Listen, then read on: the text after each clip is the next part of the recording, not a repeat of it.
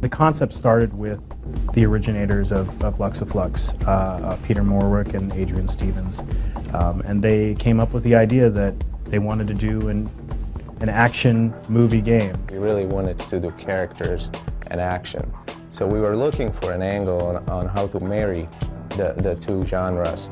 And at that time, my wife and I were into these LA private eye novels by Robert Grace, the Joe Pike series, and suddenly it sort of occurred to me that there really hasn't been a successful take on sort of a contemporary cop genre in video games. And it really appealed to me, and I brought it to the guys and we discussed it and we really liked it, so we pitched it to Activision, the publisher, and they liked it as well, so here we are. I think every game starts out, trying to do something innovative and something special, and it takes the right people and the right time and the right idea to make that happen. Okay, LA, here I come. The biggest challenge with this game in general is just to try and realize a city as big as Los Angeles. To store a triangle for every single facet of every single building and every single road, tree, piece of ground was just unfeasible. The plan to build the city out of splines and patches, basically procedural geometry, was an idea that I came up with when we first started this, and we weren't sure if we were really going to be able to do it. It had never been tried before. Once we realized that the GPS data was available publicly, we had to learn a lot about the format of that data and how we can crunch that data into something usable by the game. We used a variety of resources to really come up with this accurate LA, GPS data, topographical maps, and even satellite images to really recreate Los Angeles as it stands now. We have variations in subdivisions, neighborhoods going from the wealthy Beverly Hills area to the sort of seedy, shady Hollywood suburbs.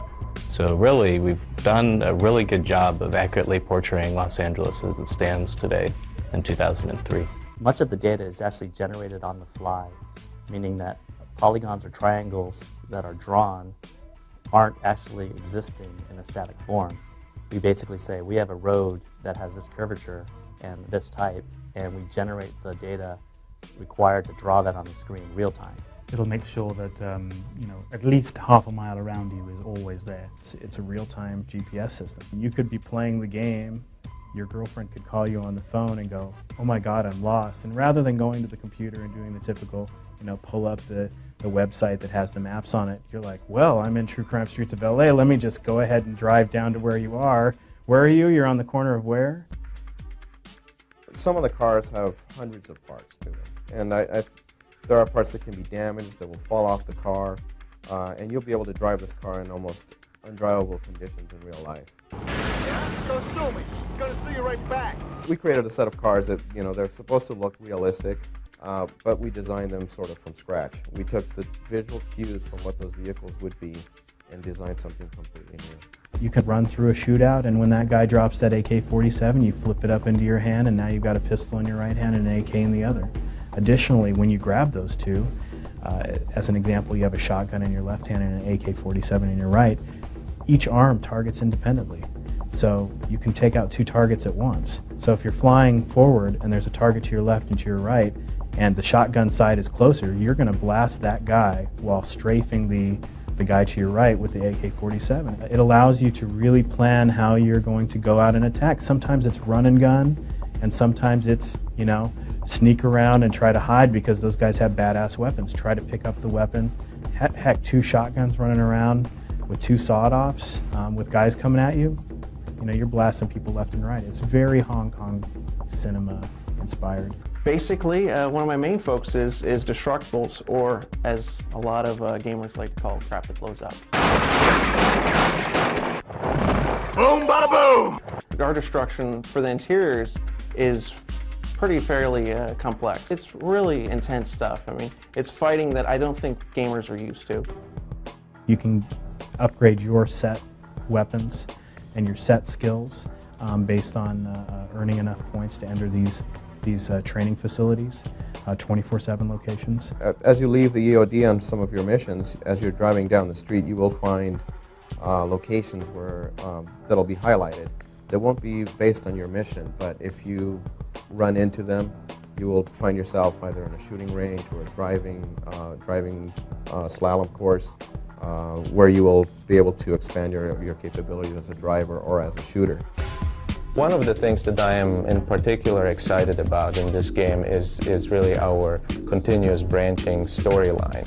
A few years back, the video game establishment sort of declared the death of the fusion of Hollywood and video games, and it was a bummer. So really what I try to do here with True Crime is to create a game that's very playable, that doesn't really lose much in terms of playability, yet still gives the player enough of narrative and story to keep it really interesting and to keep the player engrossed and give him the suspense of disbelief. And ultimately we have three very different paths in the story and three very different endings. So there is multiple ways of playing this game, and the greatest thing about it really is that even the unseasoned player who's not very good will get enough of a game here, will get enough of an experience to enjoy himself.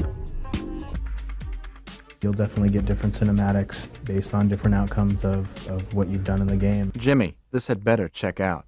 Stop busting my balls, man! I'm being straight with you! That's a good boy.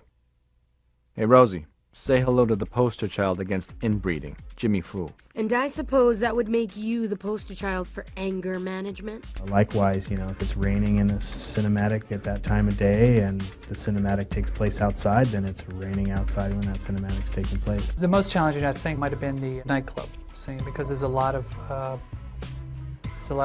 stuff going on in there. It's a little more technical, I think, than some of the other environments. Got rotating lights, and a disco ball, which is sort of reflecting lights all over the place.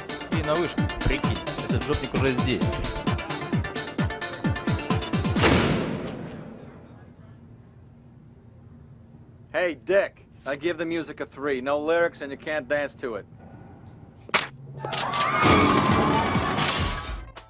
Well, like all of the other things in the game, we really wanted to bring a really legitimate sort of voice or spoken word to the game, and we did this through hiring some amazing voiceover talent, including Christopher Walken. You got yourself a new partner? And Gary Oldman. You keep turning up like a bad $2 bill, Detective King. CCH Pounder, you might know her from The Shield. Nick, this is Agent in Charge Masterson from the FBI. We also have Michael Madsen, who plays an old cop buddy of your dad. Your father.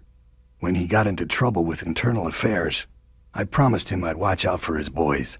We have Michelle Rodriguez, who plays your partner, who gets, injured early on in the story and ends up being your helper the whole way through. I don't mean any disrespect, but why Nick? The guy's nuts. Once we've got all the voiceover collected, I take that and I take our character models and our environments, which have been provided by the other people working on the game, and I coalesce all those into what's called a rough animatic. That's basically a very rough animation of each individual cutscene. And once we've got that set, we take those and bring them to the motion capture studio, where we rehearse with our actors and get them acquainted with each scene. And then we record all the animation data. We get it back, and then I take it and integrate it back into the animatic file. Make sure that the movements line up, that the cameras are properly framing every individual actor, and that everything basically works as it should. What we wind up with at that point is rough motion captured animation, which is broad bodily movements. We don't have fingers or facial expressions or lip sync at that point, or eye animation. So it gets handed off to another set of animators who basically go in and animate the characters, breathe life into them, add emotions to their face, add the lip sync, add eye movements and hand movements, and any other work that needs to be done. And that's the basic pipeline. You've picked the wrong party to crash, jackass.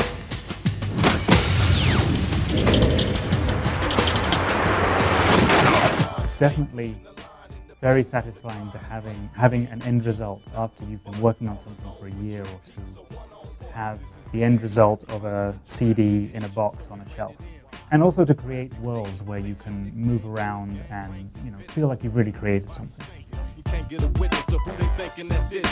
Certainly on that scale, recreating a real city with streets and all its detail, I think it's the first time that I've ever seen it in a video game. Watch shots and beach heat, hot rocks on every block, cold killers on each street, danger on every corner, scum at every turn. This is something that's very cool to us. It's always been very dear to us, and you tend to really pay a lot of attention and take a lot of care of, your baby effectively, and all of these people care for this product like it's their child.